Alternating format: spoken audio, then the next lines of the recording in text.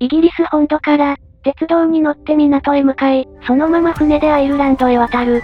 飛行機なら一瞬の距離を、あえて列車とフェリーで移動すると、そこには想像以上に、ドラマのある旅が待っていました。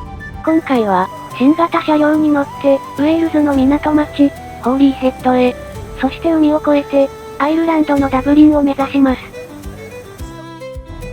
どうもこんにちは。僕たちゆっくり歌劇団は、イギリスを構成する西の国、ウェールズを走る列車の旅をしています。現在列車が走っているのは、ノースウェールズメインライン、北ウェールズ本線です。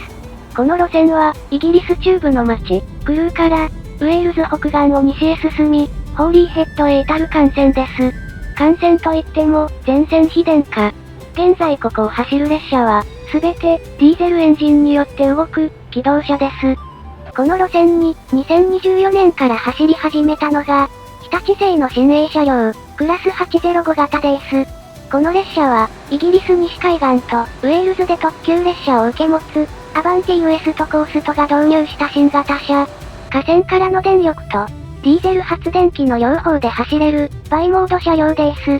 基本のデザインは、2017年から走り続けている、クラス800シリーズと同じなので、また同じような車両、と思われるかもしれません。ですが、細かい部分が色々改良されていて、鉄道ファン的には、面白い車両でした。さらにこの車両は、一般の旅行者目線でもかなり違います。車内はとても快適で、長距離移動の印象が変わるレベルでした。と言いたいところなんですが、乗ってみたところ、逆の意味で、印象が変わっちゃった車両でした。まあその件は順を追って話すとして、まずはいい点からご紹介しましょう。乗り込んでまず気がつくのは、なんといっても、客室に液晶式のディスプレイが追加されたことです。2010年代に導入された、最初のクラス800系列は、どの会社の編成も、情報案内装置が、LED の電光表示だけでした。そこにようやく、モニターが実装されたんです。この画面には、次の駅の到着時刻や、車内設備の位置、防犯カメラの映像などが表示されます。地図が表示されるようになり、駅の位置と、列車の現在地がわかるようになったのが、旅好きには面白いですな。ただ、イギリスの車両は、日本の列車と同じく、客室内の天井があまり高くありません。そのため、ドイツやイタリアの列車のように、通路の天井に、複数のモニターを、多数設置できませんでした。情報案内装置は、客室前後の仕切り壁に取り付けてあり、車内中央の席からは、少し見にくいのが難点です。この点は、改装されたペンドリーノ君や、新型ローカル列車も同じですね。それとともに、今までは LED タイプだった、電光表示装置も、液晶に変化。表示が鮮やかになりました。ところでちょっと聞きたいんだけど、今流れている案内って、本当に英語？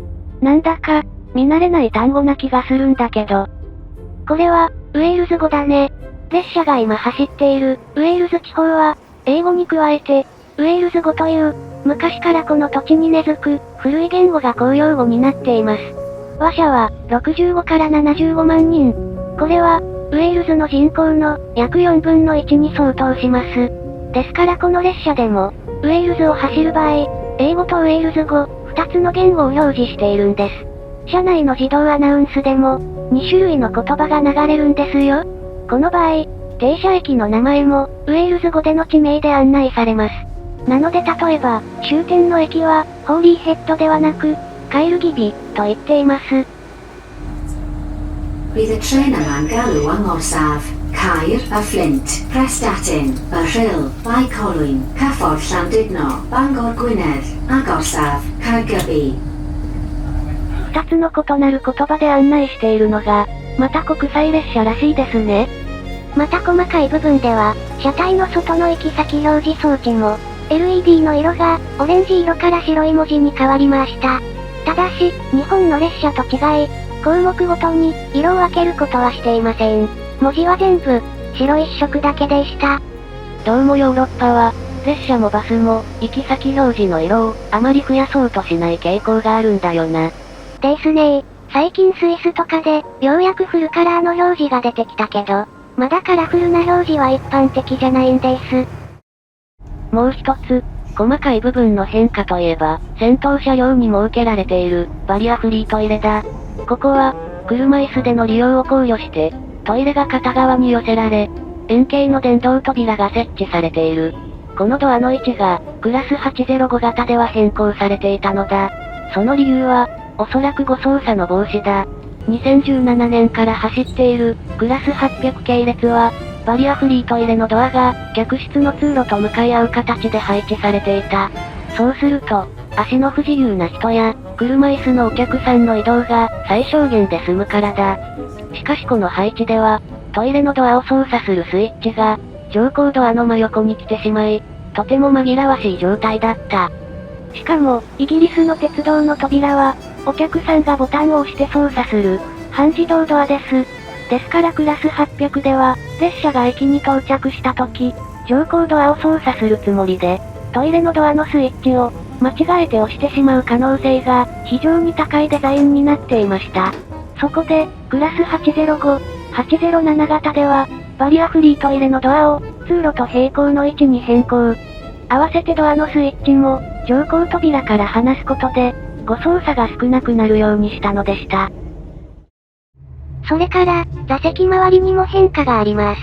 乗客の目線で、最も大きい改良点は、電源コンセントです。普通席では、今まで座席下に備わっていたコンセントが、テーブルに移動。USB の電源も追加されて、様々なデバイスを同時に使用できるようになりました。さらに、向かい合わせ席の間にある大きなテーブルは、新たにワイヤレス充電にも対応しています。一等席も、コンセントの位置が変更されて、使いやすくなってたね。だけどその反面、気になる部分もありました。座ってみて、早速気づいたのが、座席そのものが、なぜかものすごく、硬いんです。クラス800シリーズは、登場当初から、座席のクッションが薄くて硬い、と、あまり評判が良くありませんでした。火災や汚れの対策で、燃えにくく、掃除がしやすい素材を使用していたためですが、苦情が多く、製造途中から、柔らかい生地に変更したり、クッションの改良を実施したほどです。しかし、新型のクラス805型では、体感で、さらに硬いシートになっていました。私は、初期型のクラス800は、特に座り心地が悪いとは思わなかったけど、クラス805型は一等席でも、座った瞬間から、思いっきり違和感があったな。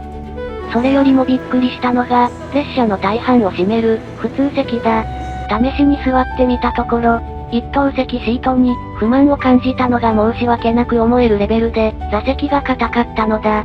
あれは驚いた。まるで、木の板かと思ったぐらいの硬さだったね。そうなんですよ。座面がシンプルな、真っ平らだったこともあり、私は以前レイティッシュ鉄道で乗った、アンティーク客車を思い出してしまった。新型車両なのに、なんだか、懐かしさを覚える乗り心地でした。思い出といえば、なんだかこの景色、見覚えがあるんだけど、気のせいだよなぁ。私もなぜか、右の車窓に見えてきた海とか、左側にそびえる山を、一度見たことがある気がするんだよ。それはそうでしょう。ここには前に、来たことがあるんだもん。次の停車駅は、番号、といえば、思い出すんじゃないかな？答えないよ。ごめん。二人の忘れっぽさを忘れてた。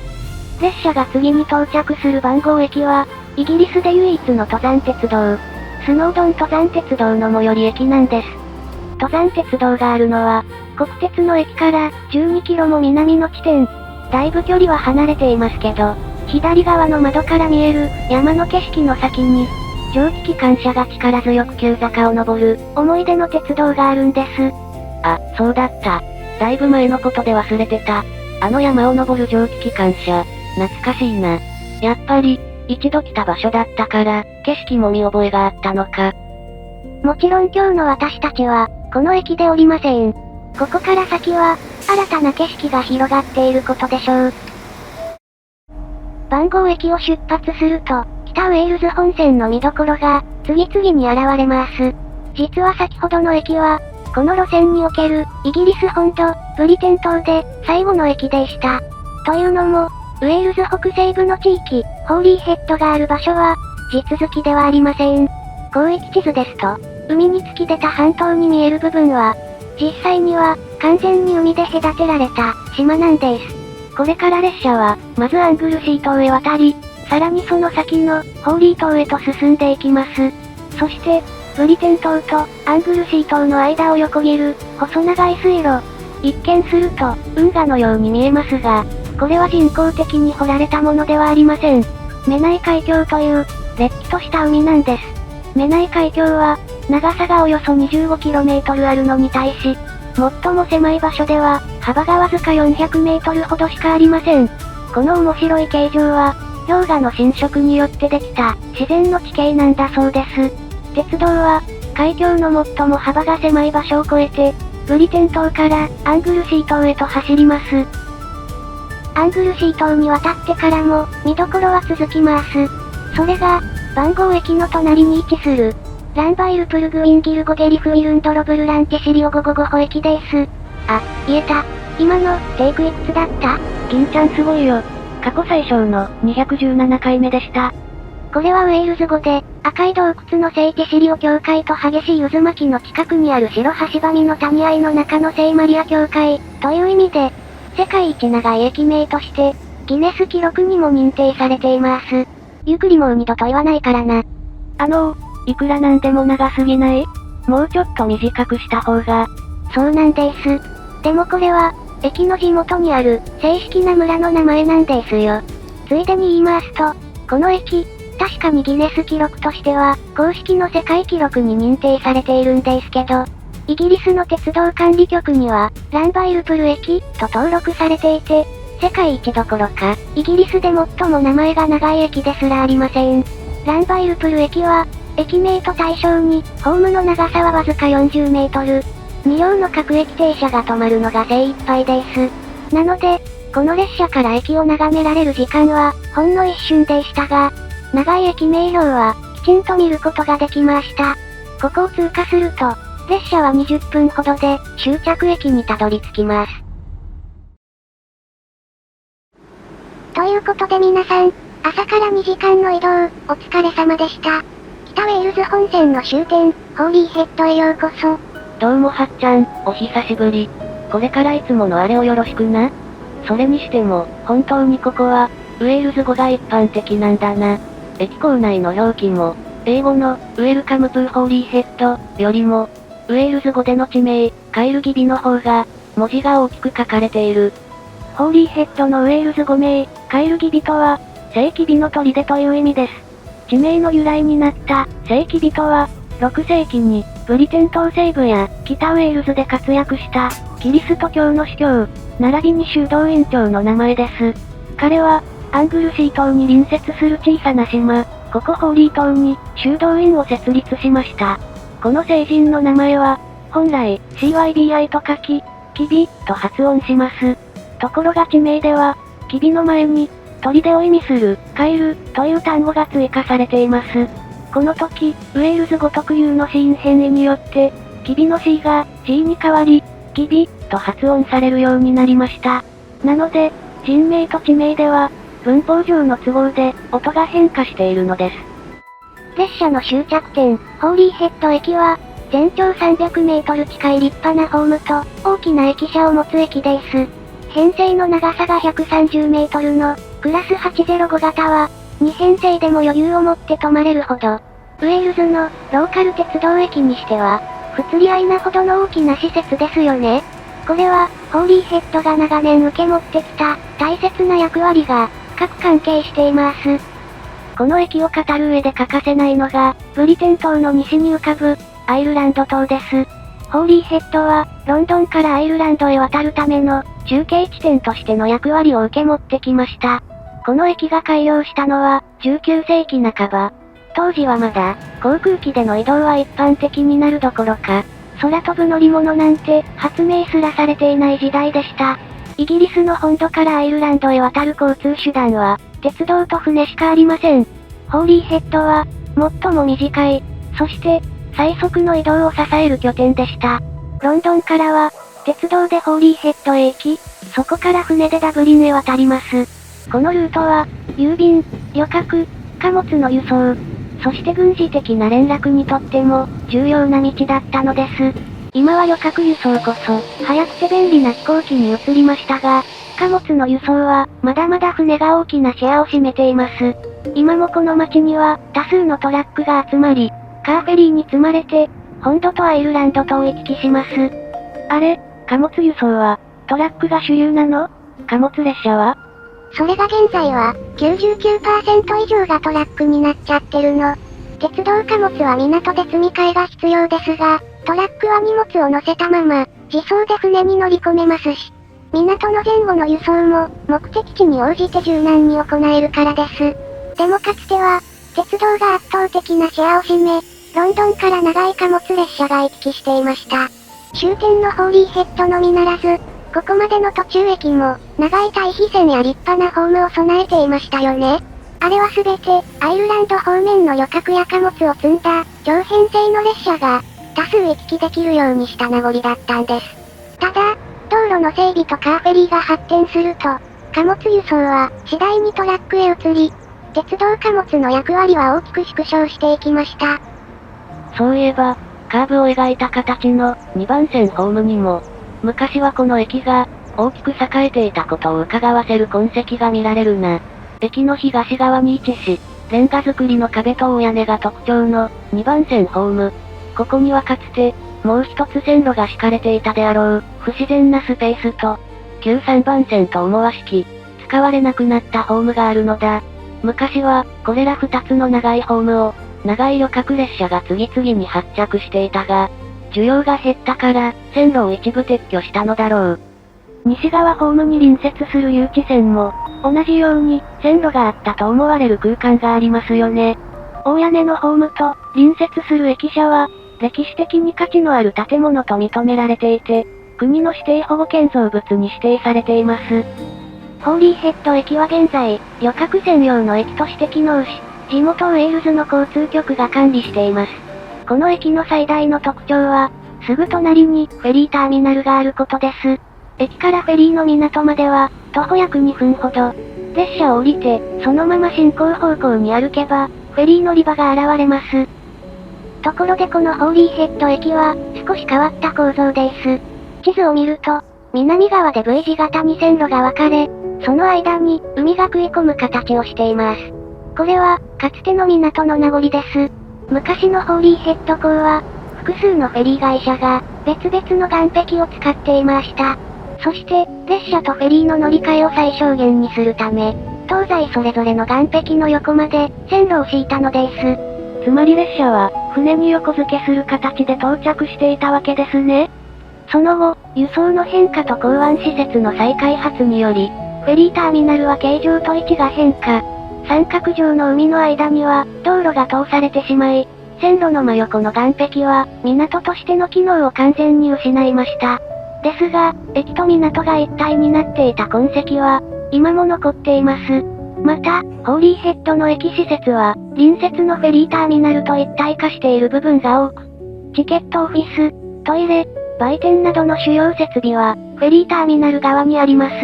現在、この駅を発着する旅客列車は、地元のウェールズ交通局と、今乗ってきた、アバンティウエストコースとの2社です。ウェールズ交通局は、北ウェールズ本線を通る、地域間の各駅停車から急行列車を運転。